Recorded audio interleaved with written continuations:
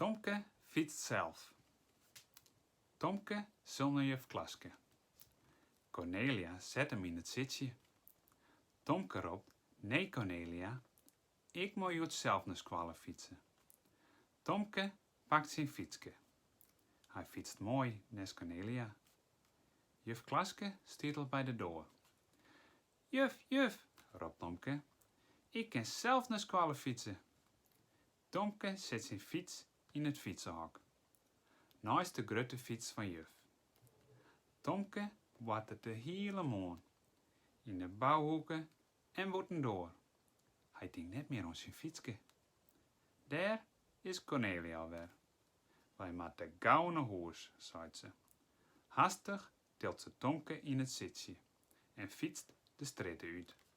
Ineen roept Tomke: stop, mijn fietske stiet nog in het fietsenhok.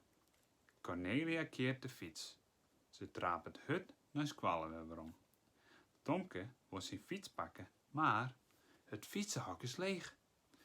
Oh, mijn fiets is voort, koelt Tomke. Dat is die schuld, Cornelia.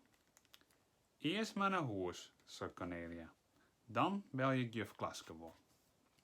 Maar dat hoeft niet meer. Want was die daar bij het huis van Tomke? Juf Klaske. Ze had maar 2 fietsen fietst. Maar haar eigen fiets en die van Tomke. En dat is wel heel knap.